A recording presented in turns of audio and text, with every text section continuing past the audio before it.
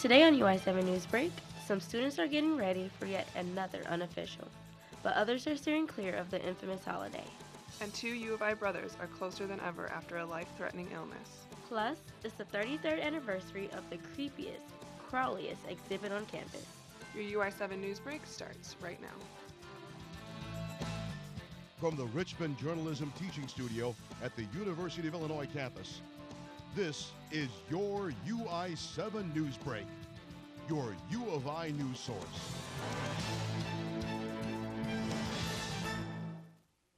Hello, welcome to UI7 Newsbreak. I'm Gwen Pepin. And I'm Julia Hinders. The state has been without a budget since July, which has caused numerous cutbacks, firings, and closures for the state's higher education programs. Governor Rauner recently vetoed a bill that would have funded MAP grants for low-income students, but he was close to being overridden. Rauner vetoed the bill, accusing state Democrats of trying to fund a program it does not have the money to support. The Democrat-controlled Senate overrode his veto with a 31-17 vote. The bill then moved on to the House of Representatives, where it only got 69 of the 71 votes needed to complete the override. The program provides $700 million in aid to students at state and community colleges. The issue will not be discussed again for at least another month, as the legislature is not back in session until April after today's meeting. It's Unofficial's 21st birthday this Friday, and students will be out on campus in full force to celebrate. St. Patrick's Day has never been a small holiday on the U of I campus. The holiday began more than 2 decades ago. St. Patrick's Day used to fall during spring break. As a result, bar owners were losing a lot of money because students were missing out on the drinking holiday. So, they organized a tradition of holding an unofficial version of the holiday weeks before the actual date. The day has become nationally known as one of the largest college parties of the year. Last year, police issued 138 city ordinance violations, and 5 people were arrested on state criminal charges. These come from everything from public possession tickets to public urination. Of these 65, were directly related to underage drinking. This number is down from the year before when police issued 217 tickets. This event draws plenty of visitors, and police claim that many of the tickets given out are not given to Illinois students. Freshmen at the University of Illinois will be getting their first taste of unofficial this Friday. However, some freshmen are more excited about this annual event than others.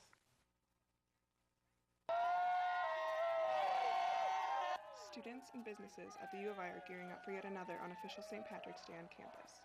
This year marks the 21st anniversary of the school's largest drinking holiday, but for some students, this will be their first experience. I think it'll be fun to get a little crazy, get a little wild, and also watch other people do that. While these students prepare for their first unofficial, so will the dorms on campus. Dorms will have to take extra precautions to keep students out of trouble.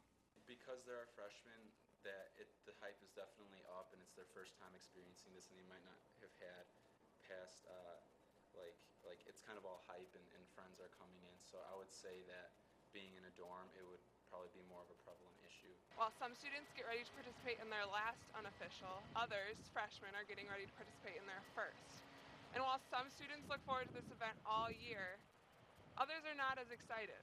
I know that it's going to be kind of crazy this weekend, and I just want to get out of town and away from my roommates. Students that don't want to take part in unofficial have other options that don't involve drinking. What we do at Newman is we put on a bunch of movies in the Sweatland room, and it's all day long. You got snacks, all this good stuff. That's just to kind of give people who don't want to participate in that stuff something else to do, and just to show that Newman doesn't support unofficial like every university kind of group as well. In Urbana, Julia Hinders, UI7 News. With the madness of unofficial approaching, Champaign Mayor Debbie Finan issued an emergency order, and the university is implementing special rules. Although the legal age is usually 19, the bar age moves up to 21 years old this weekend from Friday until Sunday. To cut down on troublesome out-of-town guests, students in university housing are not allowed to have any weekend visitors. Drinking starts early on unofficial. To combat dangerous drinking, bars cannot start serving alcohol until 10 a.m. Regardless of the time, bars can also not serve alcohol in pitchers. With only one day remaining, campus will be flooded with green apparel, and shirt sales and discounts, as promised, have been released.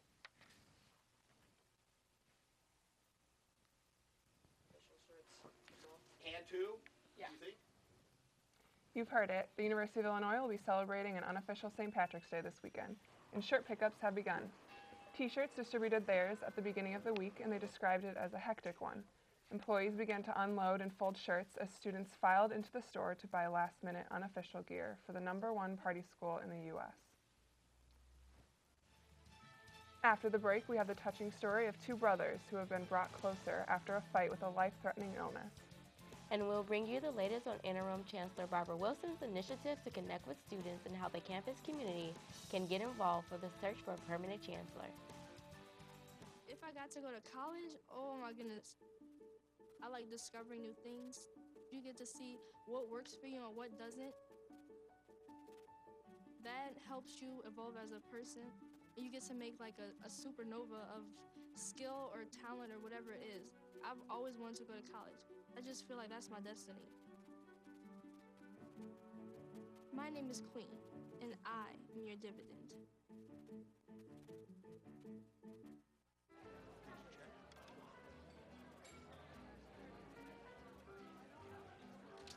Oh, you got it.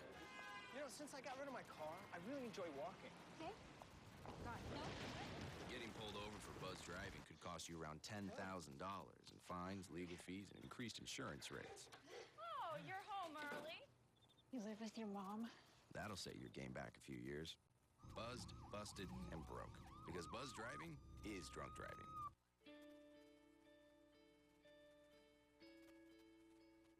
Calls me googly eyes. You know you're beautiful, right? You know that? You are beautiful. I got bullied for wearing glasses. Share if you're against bullying. We put it out there, just took off. 3 million people have shared this post. Don't let bullies get you down. I stand with you. Our whole family's wearing glasses. I wear glasses and I'm proud. I even have the army on my team. All the kind comments brought my child joy. I don't feel thank you is enough. Thanks.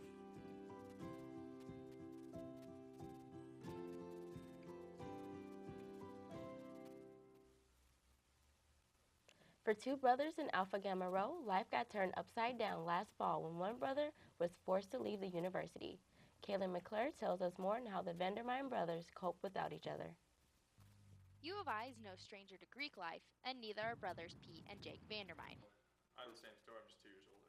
Yeah. That's pretty much it. Both pretty involved, both played rugby in England, field hockey, swam. This was a good fit for us. Seemed to be social and professional, and joined the house. I joined, I guess, 2 years before he did. Yeah. Although Pete and Jake's time here at the University of Illinois may seem fairly normal, it took an unexpected turn last fall when Jake was diagnosed with cancer for the second time. I hadn't done any chemo or radiation after the first one, so they must have misread it, and it was more active than we thought. So it metastasized to my lungs, and 9 months in and out of Chicago and doing chemo and radiation, and we had 10 surgeries, 55 radiation treatments, 7 chemo cycles.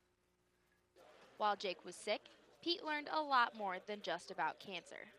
I think my group of friends in college got a lot smaller. And that's something that you kind of realize, like when you go through something like that, it takes all your buddies that you had, all your friends at the bar, people you were close with, and it really shrinks it down. And the guys, you realize kind of, hey, you know, who's really got your back, who's supporting you. But no matter the stresses of cancer, Jake was ready to be back on campus. I'm glad I'm back. It's good to know everybody here, have a group of people that are supporting you still, but at the same time, we hardly ever talk about it. It's kind of one of those things that you put in the back. For Jake Vandermine and the brothers of Alpha Gamma Rho, life will finally move on as normal. In Champaign, I'm Caitlin McClure, UI7 Newsbreak. The University of Illinois Chancellor is responsible for leading the faculty and staff as well as students. Maintaining this relationship may be difficult, but the interim chancellor hopes desserts can do the trick. Dr. Barbara Wilson enjoyed some sweet conversation on Tuesday, March 1st, when she hosted a meet and greet for the students. The interim chancellor sat out with cookies in the atrium of the university's business instructional facility. Wilson spoke with students on many campus topics, ranging from the athletic department to discrimination, to what being a chancellor is really like. Dr. Wilson has served on the faculty for 15 years now. She most recently served as dean of the College of Liberal Arts and Sciences. Chancellor Barbara Wilson won't be in her position for much longer. The search for a new permanent chancellor is underway, and the university wants your help. An advisory committee is holding a campus-wide forum on Friday, March 11th. The lunchtime event will be going on in the union. A hired executive search firm and President Timothy Killeen will be on hand for questions. The chancellor found at the end of the search will be taking office right before the university turns 150 years old. Everyone is invited to attend the forum, and it will be live streamed online. At the forum, the committee is hoping to hear what qualifications people think are important, what their expectations are, and challenges that will need to be addressed. The 33rd Annual Insect Fear Film Festival took place this weekend at Follinger Auditorium in Urbana. The Fear Film Festival is hosted by the university, and admission was free.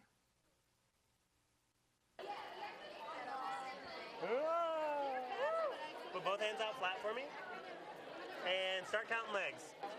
Hundreds of students, parents, and their kids attended the 33rd Annual Insect Fear Film Festival this weekend in Urbana. Kids enjoyed the live insect petting zoo where they got to hold and learn about a number of different insects. This year's exhibit was made up of grasshoppers, tarantulas, centipedes, and the Madagascar hissing cockroach, among others. The festival also included face painting and featured 3 insect films. The Insect Fear Film Festival has been a long-standing tradition of the Department of Entomology, showcasing the wonders of the insect and arthropod world. 2 Oscar-winning films are going abroad. Plus, CNN's David Daniel tells us about a cult classic being revived off-Broadway. That and more on today's Hollywood Minute.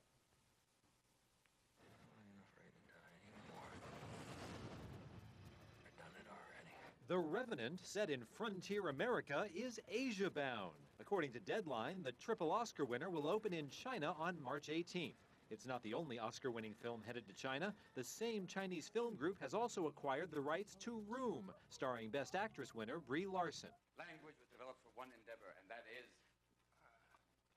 to communicate. No, to woo women.